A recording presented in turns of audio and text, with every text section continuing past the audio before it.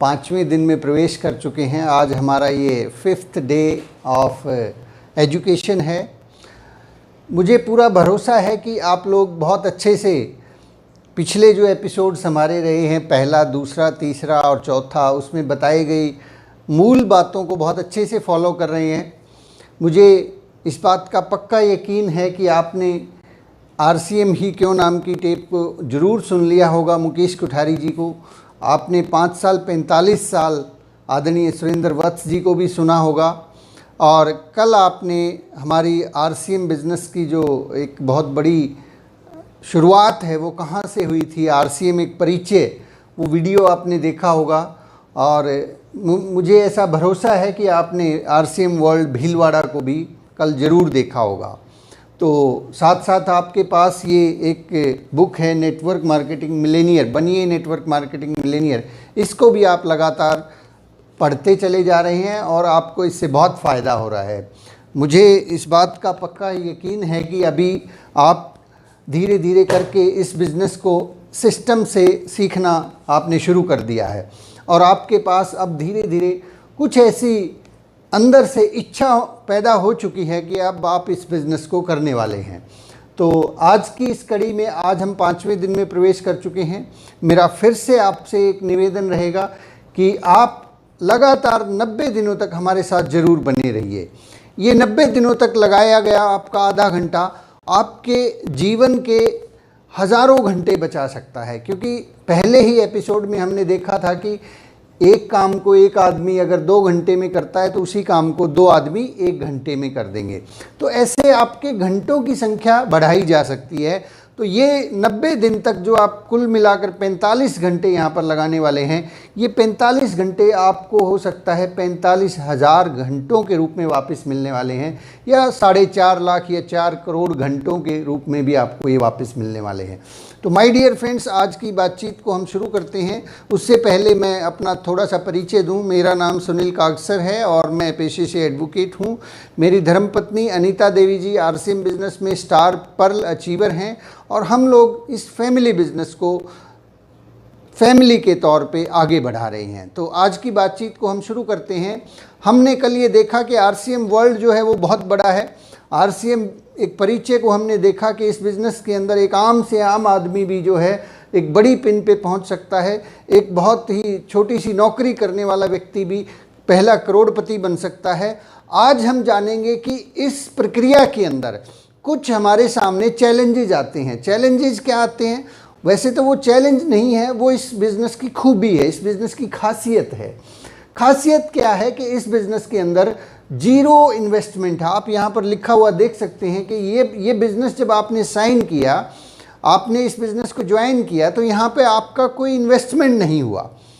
आपको कोई भी बिज़नेस शुरू करना है, बहुत छोटा सा बिज़नेस की अगर हम बात करें, एक छोटी सी दुकान भी लगानी है, तो आपको कम से कम 5 लाख का इन्वेस्टमेंट करना पड़ता है। 5 लाख आप इन्वेस्ट करेंगे तब आपको उस बिज़नेस से कुछ न कुछ इनकम आना शुरू होगी। आज के समय में इससे कम इन्वेस्टमेंट में कोई धंधा नहीं चलता है। तो RCM बिज़नेस में आपने इस बिज़नेस का प्रोडक्ट ख़रीदा है, आपने हो सकता है 5,000 रुपये का प्रोडक्ट ख़रीदा हो, 10,000 का ख़रीदा हो, या कम या ज़्यादा वो आपने अपनी ज़रूरत के अनुसार ख़रीदा है। और वो भी वो सामान है जो अल्टीमेटली आप कहीं ना कहीं किसी न किसी और दुकान से ख़रीद रहे थे, वो आपको लेना ही था, वो आपके घर की ज़रूरत है। तो अब आपने केवल सामान ख़रीदा है और सामान ख़रीदने की वजह से यहाँ पर आपका कोई रिस्क नहीं है। कि शुरू में जब हम इस बिज़नेस को ज्वाइन करते हैं तो यहाँ पर एक बड़ा अच्छी बात है, लेकिन वही बहुत बड़ा चैलेंज होता है कि यहाँ पे कोई रिस्क नहीं है। BC छाबड़ा जी कहते हैं कि इस बिज़नेस को छोड़ के जाना सबसे आसान काम है, दुनिया का सबसे आसान कोई काम है तो वह है RCM बिज़नेस को छोड़ के चले जाना, क्योंकि इसमें करना ही कुछ नहीं होता। एक दिन के लिए अगर आप खाना छोड़ें तो दिक्कत हो जाती है, एक दिन के लिए अगर आप पानी छोड़ दें तो दिक्कत हो जाती है, लेकिन RCM बिज़नेस को छोड़ना दुनिया का सबसे आसान काम है, क्योंकि यहाँ छोड़ने के लिए कुछ करना ही नहीं होता, कुछ भी नहीं करना होता। तो लोग जो है अक्सर छोड़ने वाला काम ही, आसान काम ही ज़्यादा करते हैं। तो आज आपको ये समझना है कि आप जो इस बिज़नेस को आपने ज्वाइन किया है, सबसे पहले तो आप ये ध्यान रखें कि ये एक्चुअली में एक बिज़नेस है। आपने दीपक बजाज जी की पुस्तक का कल का जो चैप्टर पढ़ा होगा, उसमें आपने ज़रूर ये बात को नोट किया होगा कि उन्होंने बताया है कि ये एक बिज़नेस है, इसको बड़ा होने में समय लगता है। तो यहाँ पे जैसे एक पेड़ को बड़ा होने में समय लगता है, ऐसे ही RCM को बड़ा होने में समय लगता है। तो आपको कम से कम ये मान के चलना है कि ये जो प्लान है ये हमेशा याद रखें। इस बिज़नेस के अंदर जब भी आपके सामने अप्स एंड डाउन्स आएँ, आपको कोई मना कर दे, आप किसी प्रोग्राम में जाएं और आपको ऐसा लगे कि नहीं आज इस प्रोग्राम में तो मज़ा नहीं आया, जो बात मैं चाहता था वो सामने वाले ने बताई नहीं, या प्रोग्राम कोई हो सकता है देर से शुरू हुआ, या आपका जो टारगेट था, आपने 50 लोगों को किसी प्रोग्राम में इनवाइट किया था, 50 नहीं आए, केवल 2 आए, तो ऐसे बहुत सारे अप्स एंड डाउन्स आएंगे। वहाँ पर एक बात हमेशा ध्यान रखें कि ये जो कार्यक्रम है, ये जो बिज़नेस है, ये कम से कम 5 साल का प्रोजेक्ट है। मैं तो इस बात को 100% एक्यूमुलेट अपने अंदर समाहित कर चुका हूँ कि ये 5 साल का नहीं, मेरी पूरी लाइफ टाइम का प्रोजेक्ट है। तो मैं तो इसको लाइफ टाइम, धीरे धीरे जैसे जैसे आप आगे बढ़ेंगे, आपको 2-4 महीने, 6 महीने, 1 साल के बाद लगेगा कि ये 5 साल का नहीं है, ये पूरी ज़िंदगी करने का काम है। क्योंकि इस बिज़नेस में एक्चुअली करना ही कुछ नहीं है, जो ऑलरेडी हम कर रहे थे, बस उसका थोड़ा सा मोड बदलना है, तरीका बदलना, और उस तरीके को बदलने से आपके घर में पैसे आते हैं। तो चलिए हम बात करते हैं कि फिर जब कोई रिस्क नहीं है तो आदमी टिके कैसे। क्योंकि एक आदमी का स्वभाव है कि जहाँ उसको रिस्क होता है, अपना कोई चीज़ दाव पे लगी होती है, तो वहाँ पे वो फिर छोड़ने का रिस्क नहीं लेता। लेकिन RCM में कोई रिस्क नहीं है, इसलिए लोग बहुत जल्दी क्विट कर जाते हैं। लेकिन मैं जानता हूँ आप 5वें दिन भी मेरे साथ हैं, आप इस बात को समझेंगे और आप ये बिल्कुल भी रिस्क नहीं लेंगे कि आप इसको छोड़ के चले जाएं। क्योंकि छोड़ के जो लोग भी गए हैं, सन 2000 में RCM बिज़नेस शुरू हुआ था, सन 2000 के बाद सन 2020 आ चुका है। जो लोग छोड़ के गए थे वो वापस आए हैं, लौट के आए हैं, 2, 4, 5 साल, 10 साल बाद फिर से आके उन्होंने शुरू किया है। मेरे भाई, मेरे दोस्त, मेरे से बड़े आप हो सकते हैं, मेरी बहन, माता, आप जो भी मुझे देख रहे हैं, सुन रहे हैं, ये बात हमेशा ध्यान में रखें कि RCM तो करना ही पड़ेगा। RCM को यदि कोई आप आज नहीं करेंगे तो कल करना पड़ेगा, कल नहीं करेंगे परसों, नरसों, कभी न कभी एक ऐसा वक्त आएगा कि आपके बच्चे इस काम को करना शुरू कर देंगे। क्योंकि RCM जो है कोई ऐसी चीज़ नहीं है कि यहाँ पे दुनिया से हट के कुछ करना है। यहाँ पे वही प्रोडक्ट्स इस्तेमाल करने जो आपके घर में ज़रूरी हैं। और यदि आपको धीरे धीरे ये एहसास हो जाएगा कि यहाँ तो 100% शुद्ध सामान है, तो आप RCM का प्रयोग करेंगे। तो ऐसी गलती कभी ना करें कि आप इस बिज़नेस को कभी क्विट करने के बारे में सोचें। तो जीरो लागत के बाद आदमी टिके कैसे। तो सबसे पहला जो मेरा आपको मैं जो आज एक सूत्र देने वाला हूँ कि आप इस बिज़नेस में ये मान के चलें कि आपने इस बिज़नेस की डिस्ट्रीब्यूटरशिप लेने के लिए 5 लाख रुपए का इन्वेस्टमेंट किया है। आप ये मान लें, आज ही इस बात को लिख दें अपनी डायरी में, जहां आप अपना हिसाब किताब लिखते हैं वहां लिख दीजिए कि 5 lakh rupees invested in RCM business. और वहां पे कंडीशन लिखिए। कंडीशन नंबर 1 कि यदि आपने 1 साल के अंदर अगले 12 महीने में 5 लाख बिजनेस वॉल्यूम प्रति माह जनरेट नहीं किया तो आपका ये 5 लाख रुपया लैप्स हो जाएगा, ख़त्म हो जाएगा, ये बिल्कुल ज़ीरो हो जाएगा। आप इस बात को अपने दिमाग को बताएं, अपने घर वालों को बताएं।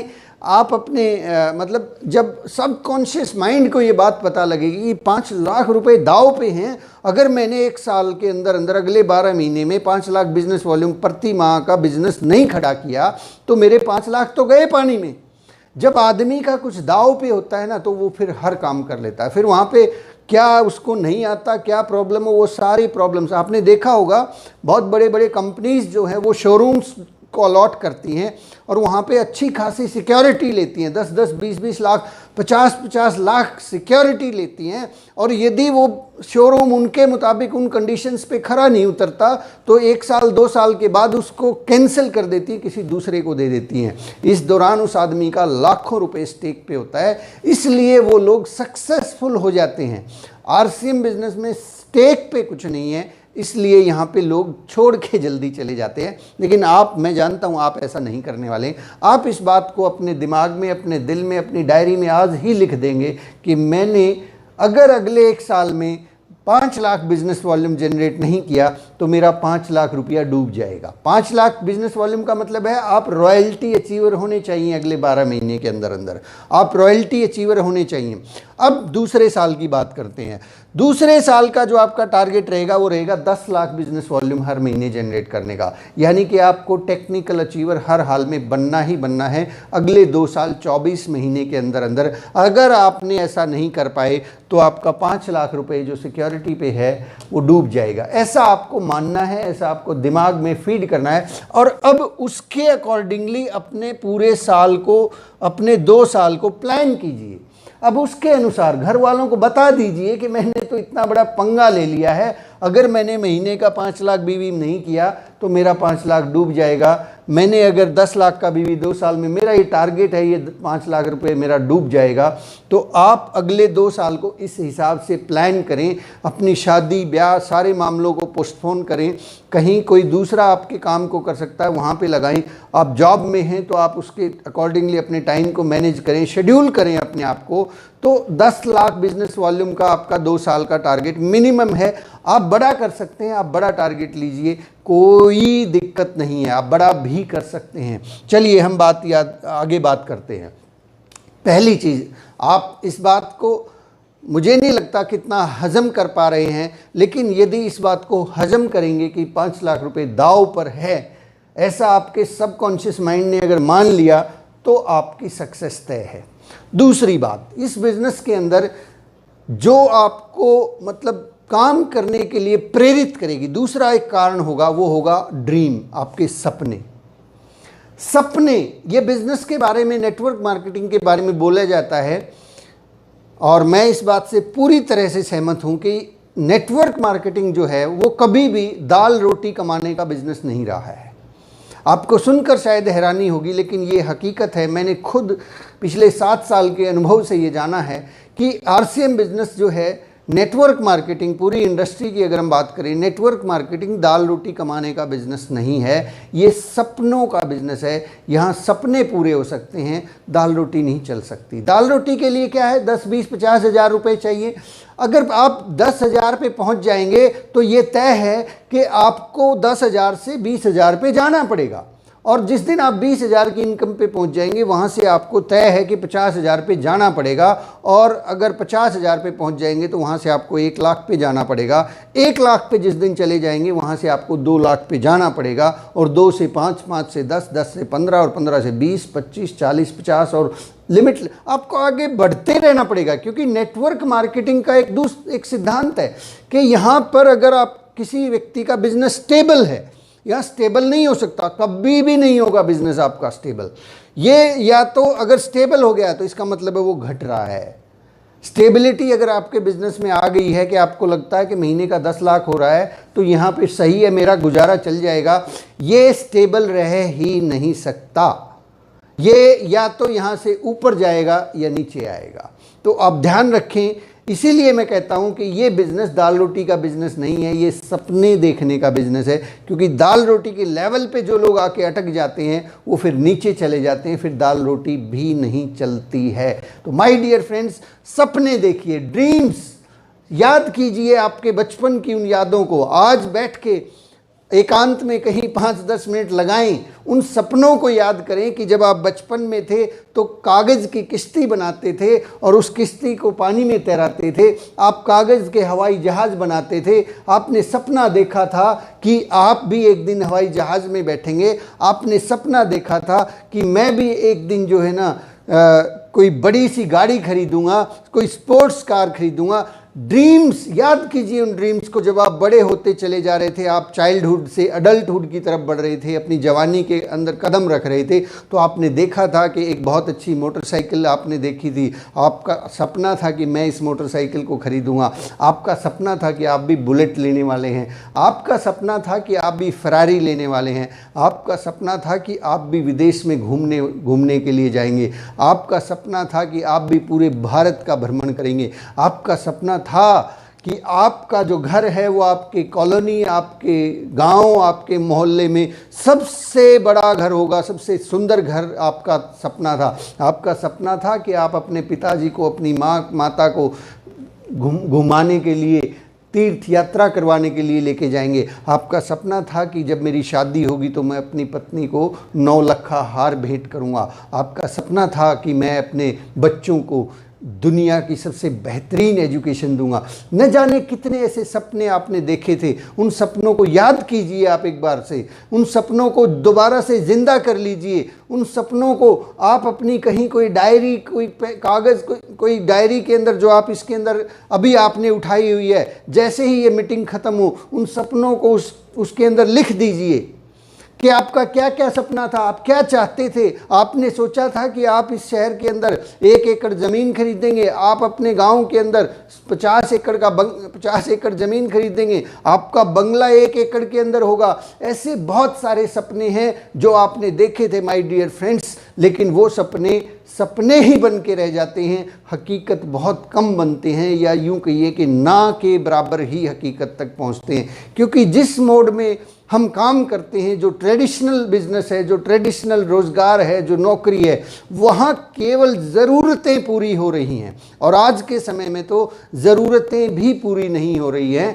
केवल और केवल बहुत ज़रूरी ज़रूरतें ही पूरी हो रही हैं। इच्छाएं तो छोड़ ही दो साहब, सपने तो छोड़ ही दो। वो उस बिज़नेस से आप सोच के देखिए, क्या आपके उस वर्तमान व्यवसाय से आपने जो सपने देखे थे वो पूरे हो सकते हैं? क्या उनकी कोई संभावना है आने वाले 5-10 साल के दौरान?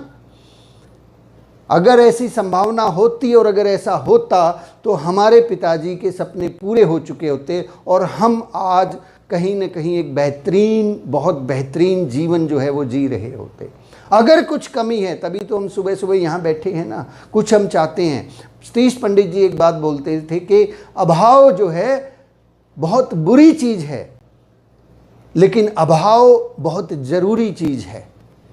अभाव बहुत बुरी चीज़ है, लेकिन अभाव बहुत ज़रूरी चीज़ है।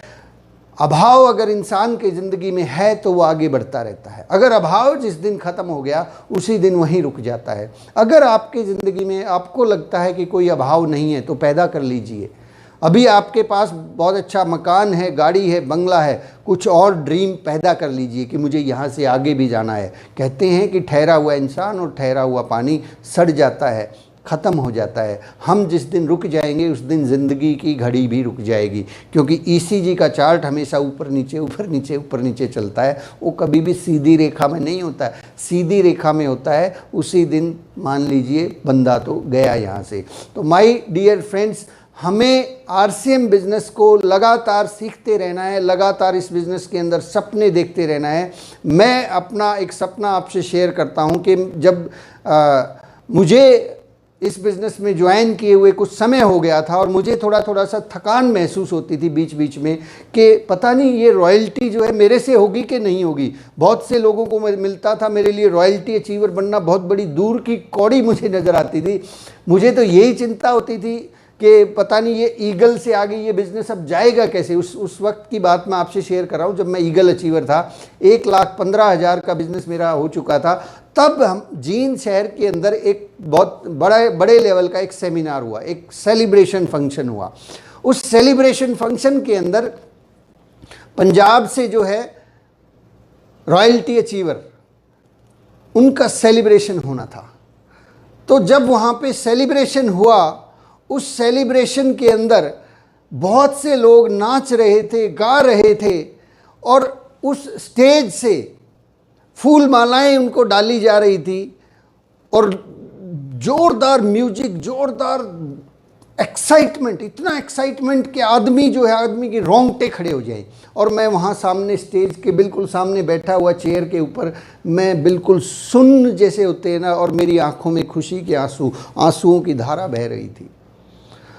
मेरे ये हालात थे कि मैं उस खुशी को कंट्रोल नहीं कर पा रहा था और अंदर से एक ड्रीम पैदा हुआ कि मुझे भी ये स्टेज के ऊपर ठीक इसी तरीके से रॉयल्टी की ट्रॉफ़ी चाहिए।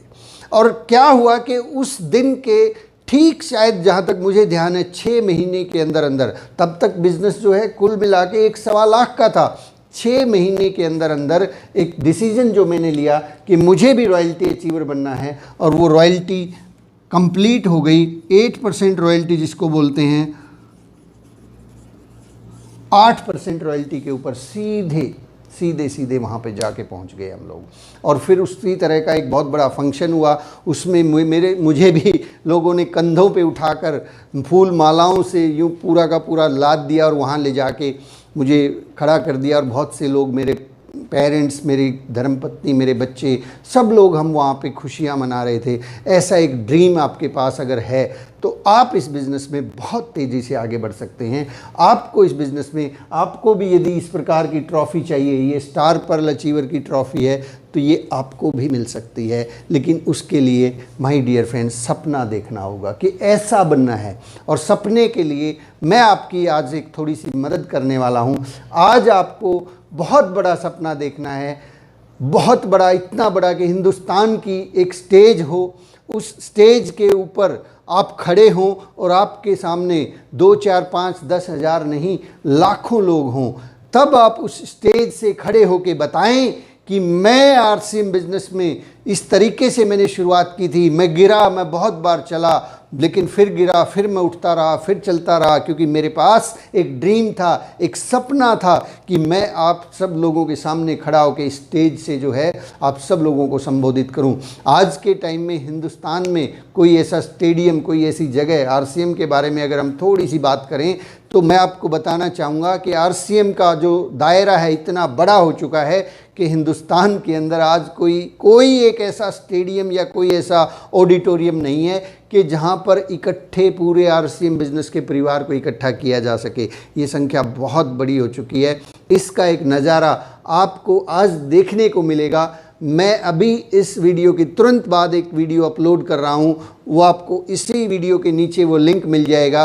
आरसीएम बिजनेस की 6ठी एनिवर्सरी, 6th एनिवर्सरी जो रेवाड़ी में हुई थी, रेवाड़ी के अंदर जब ये एनिवर्सरी हुई थी, वहाँ पे हालात ये थे कि लोग इतनी ज़्यादा संख्या में पहुँच चुके थे कि रेवाड़ी के अंदर उस दिन ना खाने को खाना बचा था, ना पीने को चाय का दूध बचा था। लोग इतनी संख्या में, शायद जहाँ तक मुझे अंदाज़ा है लाखों की संख्या में वहाँ पर पहुँचे थे। और उस स्टेज का जो नज़ारा था वो देखने वाला था। आरसीएम की 6ठी एनिवर्सरी का वीडियो मैं आज अपलोड करूँगा, उसको देखना एक बार मेरे दोस्त, ध्यान से देखना। क्या आप भी चाहते हैं कि आपको भी उसी प्रकार की स्टेज मिले? क्या आप भी चाहते हैं कि आप खड़े हों स्टेज पर, आप दहाड़ रहे हों, आपके परिवार वाले नाच रहे हों, गा रहे हों और लाखों लोग आपके लिए तालियां बजा रहे हों, नाच रहे हों? ऐसा समा आपको चाहिए क्या? यदि चाहिए तो उस वीडियो को देखिए, सपने पैदा कीजिए, क्योंकि सपने वो नहीं होते जो नींद में देखे जाते हैं, सपने वही होते हैं जो नींद नहीं आने देते हैं। डॉक्टर एपीजे अब्दुल कलाम ऐसा बोलते हैं। तो आज की बातचीत को हम यहीं पे विराम देते हैं। हम कल सुबह 6:30 बजे फिर से मिलेंगे। आपके मन में कोई भी प्रश्न यदि आता है तो प्रश्न आते हैं, स्वाभाविक है। आप अभी नए अगर ज्वाइन हुए हैं तो बहुत सारे प्रश्न आपके मन में आएंगे। तो मेरा निवेदन है कि आपको इसी चैनल पे दो वीडियो मिल जाएंगे, सवाल जवाब पार्ट 1 और सवाल जवाब पार्ट 2। आप उनको देख लीजिएगा। यदि फिर भी आपके मन में कोई और प्रश्न बाकी रहता है तो वीडियो के नीचे चैट बॉक्स के अलावा एक और होता है कमेंट बॉक्स। कमेंट बॉक्स में आप अपना प्रश्न लिख दीजिएगा। मैं किसी न किसी एपिसोड में उसका आपके साथ में शेयर करूंगा कि उसका सॉल्यूशन क्या है। या आप मेरे व्हाट्सएप नंबर पे व्हाट्सएप कर सकते हैं ताकि आपको तुरंत भी रिप्लाई मिल सके। आप व्हाट्सएप करेंगे तो मैं व्हाट्सएप पे आपको रिप्लाई कर पाऊंगा। तो चलिए आज की बातचीत को हम यहीं विराम देते हैं। आज का हमारा जो होमवर्क रहेगा वो रहेगा आरसीएम की 6th एनिवर्सरी को देखना, ध्यान से देखना, और हो सके तो फैमिली के साथ देखना। और दूसरी चीज़ जो हमारा जो फोकस रहेगा, बनिए नेटवर्क मार्केटिंग मिलेनियर का जो 4th चैप्टर है, चौथा जो चैप्टर है, प्रोग्राम्स हमारे जीवन की रेखा हैं। प्रोग्राम्स हमारे जीवन की रेखा हैं। तो ये आपको छोटा सा चैप्टर है जो इसको पढ़ना है आपने, और इसको ध्यान से समझना है कि ये दीपक बजाज जी क्या बात करना चाहते हैं। और जहाँ तक पुस्तकों की बात है, आरसीएम बिजनेस में आप मेरे मुंह से भी, यहाँ से भी बहुत सारी पुस्तकों का जिक्र सुनेंगे। तो ऐसा नहीं है कि आपको इतनी सारी, यहाँ पे भी कुछ लोग देख रहे होंगे, मेरी लाइब्रेरी में बहुत सारी पुस्तकें हैं। बहुत सारी पुस्तकों को पढ़ने की बहुत ज़्यादा ज़रूरत नहीं है, टेंशन ना लें। ये अकेली एकमात्र एक ऐसी बुक है जो कहते हैं ना, मतलब मैनुअल है ये। जैसे कहते हैं ना, ये मैं अगर इसको दूसरे शब्दों में कहूँ तो ये आरसीएम बिजनेस की गीता है, आरसीएम बिजनेस की बाइबल है, आरसीएम बिजनेस की कुरान है। ये उतना ही महत्व रखती है जितना आपके किसी भी धर्म के अंदर आपकी कोई धार्मिक पुस्तक महत्व रखती है। इस पुस्तक में बताए गए सिद्धांतों को, केवल ये पुस्तक ही आपको जो है ना टेक्निकल अचीवर से बहुत आगे लेके जाएगी। टेक्निकल अचीवर तक इस पुस्तक ये सफिशिएंट है, मोर देन सफिशिएंट है। और बहुत ज़्यादा, क्योंकि किताबें पढ़ने से फिर कन्फ्यूज़न पैदा होते हैं। लेकिन यदि फिर भी आपका मन ना माने तो आप ये 2 किताबें और ले सकते हैं, लोक व्यवहार और बड़ी सोच का बड़ा जादू।